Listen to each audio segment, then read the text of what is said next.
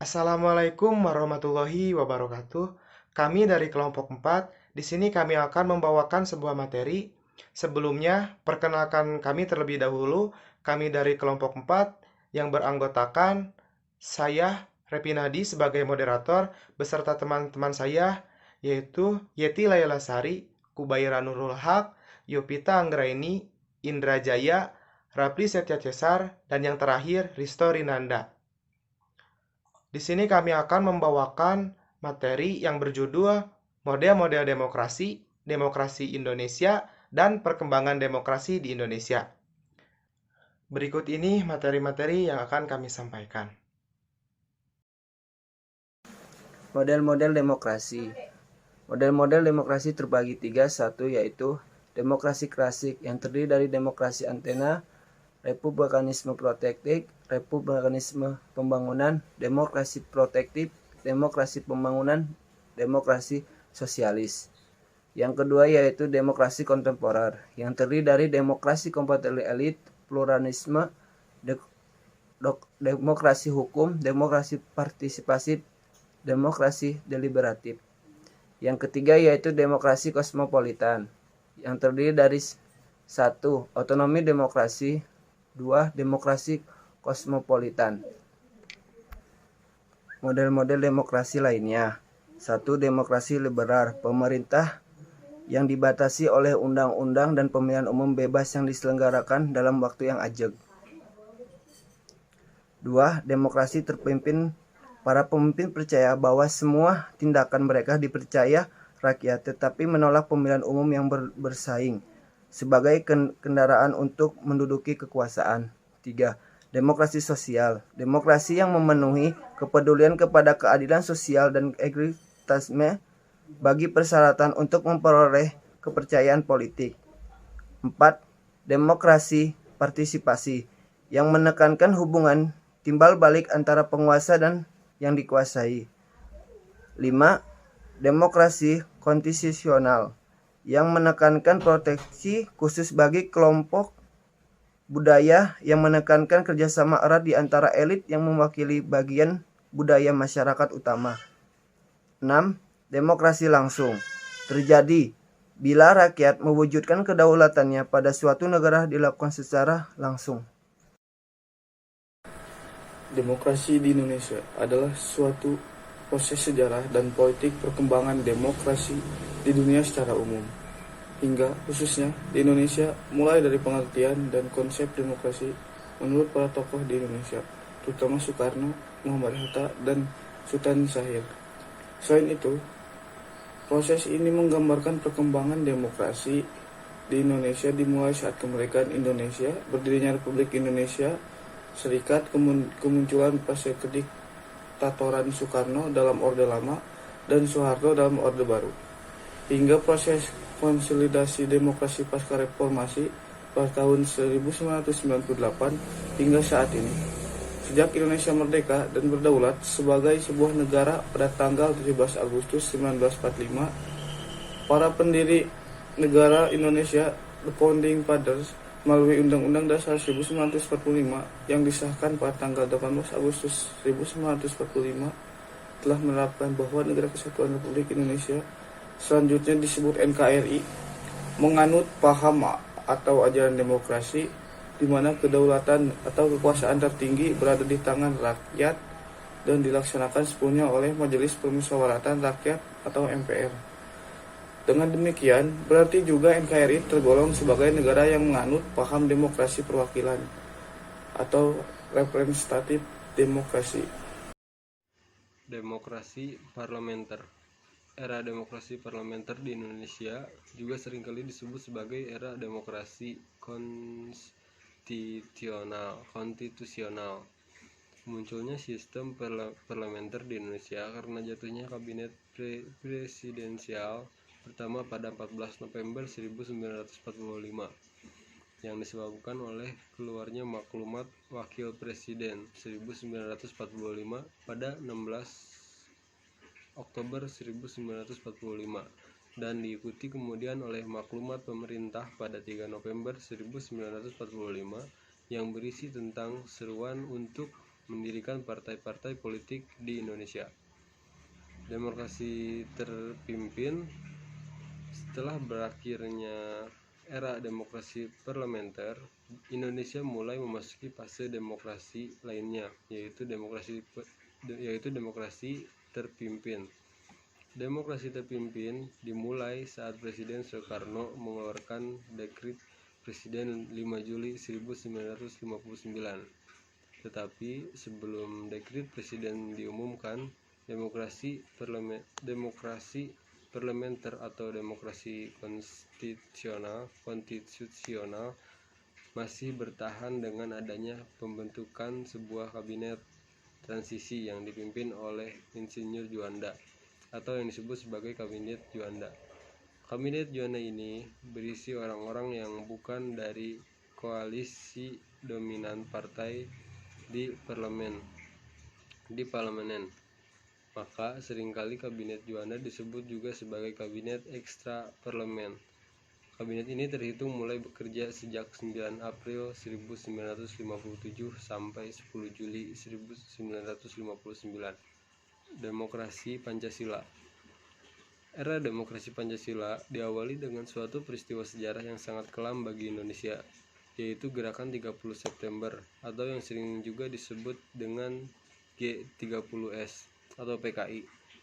Pemberontakan G30S terjadi pada antara 30 September dan juga 1 Oktober 1965.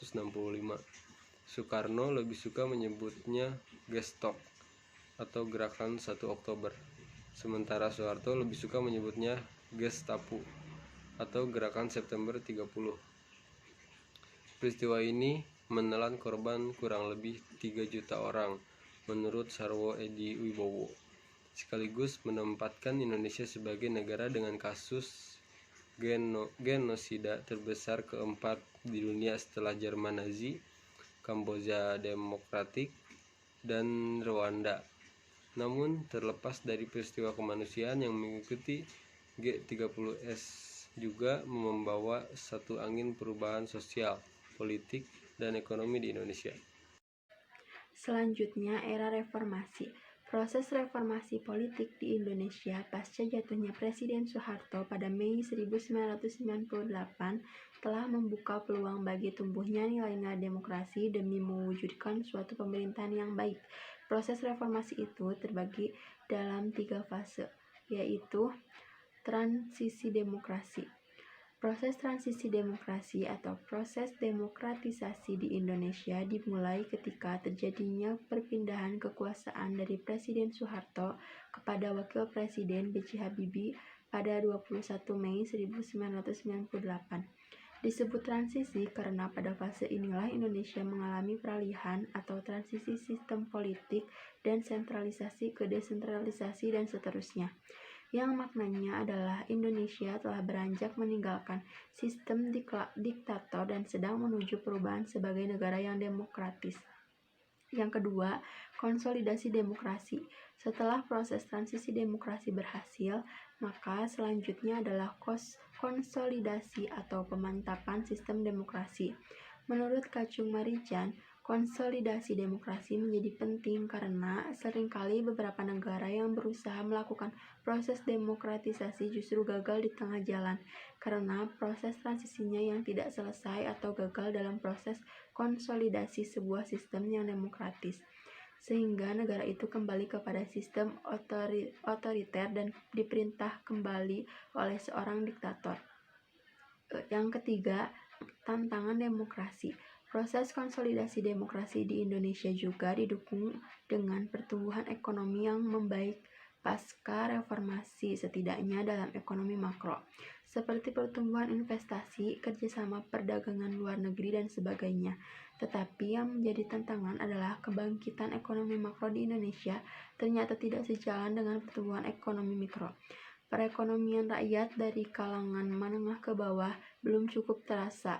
Bila demokrasi parlementer, demokrasi terpimpin, dan demokrasi Pancasila selalu menemui tantangan politik, maka di era reformasi ini sektor ekonomi yang menjadi tantangan bagi proses konsolidasi demokrasi di Indonesia sekaligus menentukan kemanakah arah demokrasi Indonesia Indonesia pasca reformasi.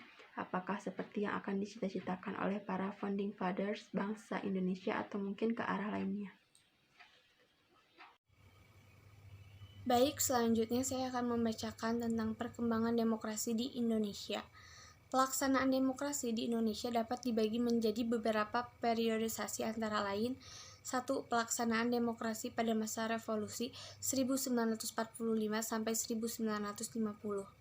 Tahun 1945 sampai 1950, Indonesia masih berjuang menghadapi Belanda yang ingin kembali ke Indonesia.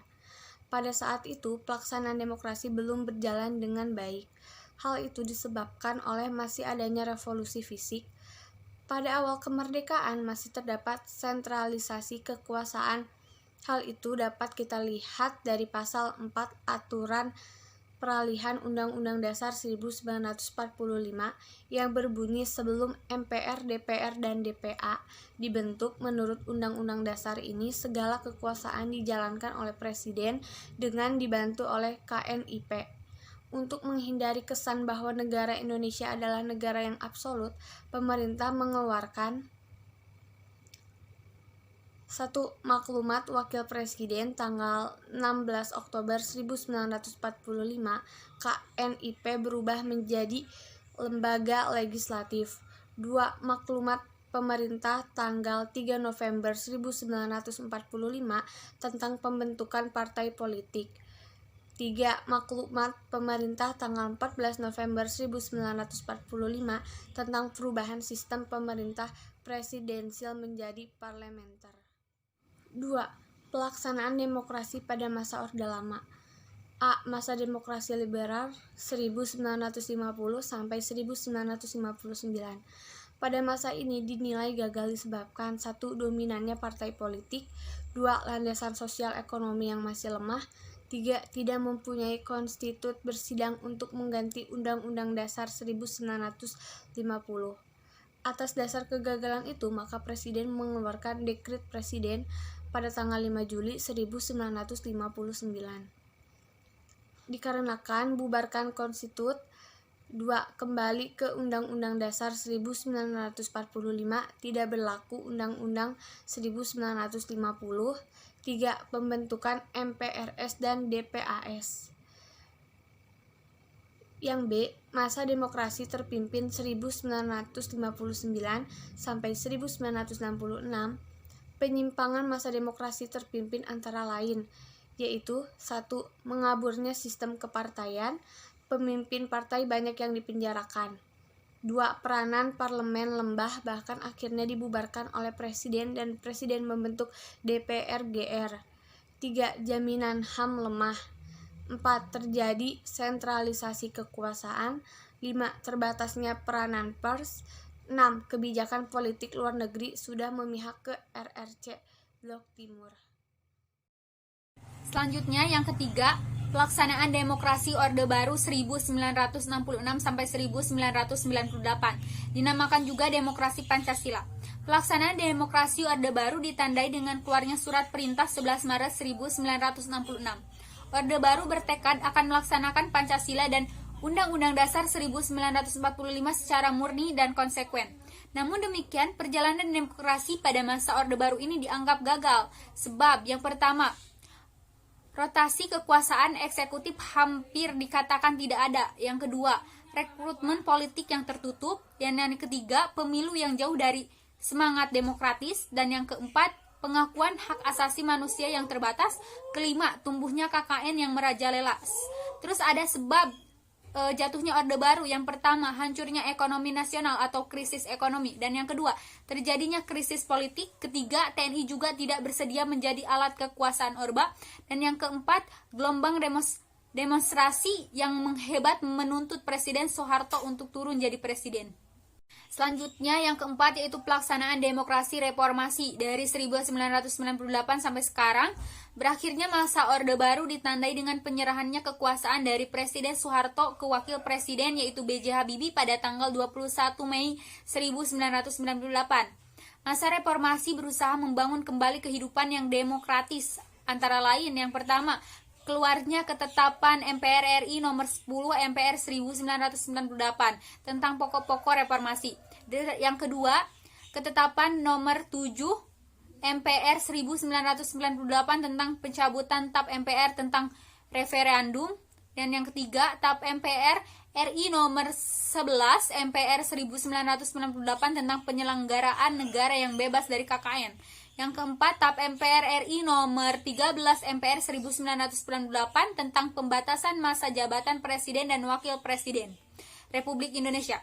Terus yang kelima, amandemen UUD 1945 sudah sampai amandemen 1, 2, 3, 4 pada masa reformasi berhasil menyelenggarakan pemilihan umum sudah 2 kali, yaitu tahun 1999 dan tahun 2004.